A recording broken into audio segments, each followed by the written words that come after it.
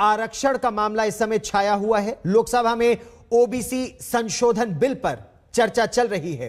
हंगामेदार मॉनसून सत्र में पहली बार विपक्ष सरकार के साथ है। सभी विपक्षी दल ओबीसी संशोधन बिल का समर्थन कर रहे हैं।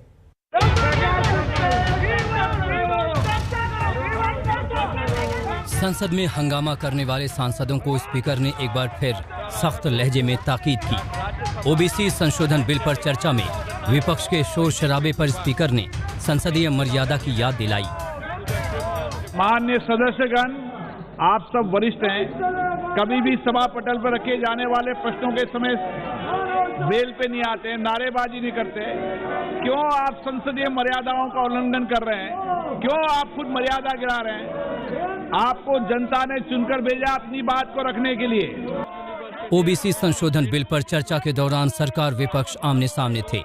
हालांकि मोटे तौर पर विपक्ष इस बिल पर सरकार के साथ खड़ा दिखा, लेकिन चर्चा को लेकर उनके कुछ सवाल थे। अधीर रंजन चौधरी ने सरकार से पूछा कि आखिर संशोधन की नौबत क्यों आई। माननीय प्रधानमंत्री नरेंद्र मोदी जी ने इस दिशा में कई ऐतिहासिक कदम उठाए हैं।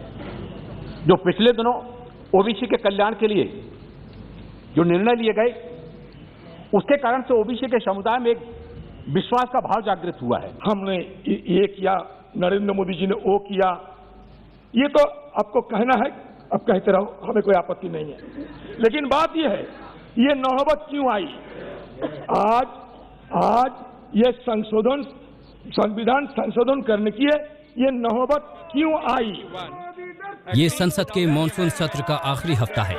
शोर शराबे और हंगामे को लेकर विपक्ष घिरा तो बोलने की आजादी पर सवाल किए। दिल्ली से दूर श्रीनगर में राहुल गांधी को भी बोल पर रोक की याद आ गई।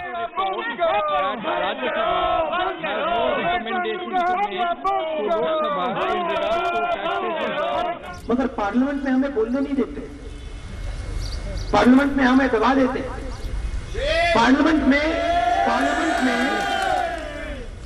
पार्लियामेंट में मैं पेगासस के बारे में, राफेल के बारे में, जम्मू कश्मीर के बारे में, भ्रष्टाचार के बारे में, बेरोजगारी के बारे में नहीं बोल सकता। हिंदुस्तान का जो कॉन्सेप्ट है, लोकतांत्रिक जो हमारा ढांचा है, कॉन्स्टिट्यूशन है, उस पर आक्रमण चल रहा है। मैं नरेंद्र मोदी के खिलाफ लड़ता हूं और हम लड़ेंगे, और नरेंद्र मोदी को और जो उनकी विचारधारा, उसके खिलाफ हम लड़ेंगे और उनको हम हराएंगे। ओबीसी संशोधन बिल राज्यों को इस बारे में अपने अधिकार देगा। लिस्ट को लेकर दायरा फैलेगा, लेकिन इससे पहले सरकार और विपक्ष आमने सामने हैं। आज तक ब्यूरो। हमारी इस खास पेशकश में फिलहाल इतना ही। सुर्खियों के साथ होगी वापसी। देश और दुनिया की ताजा खबरों के लिए देखते रहिए आज तक।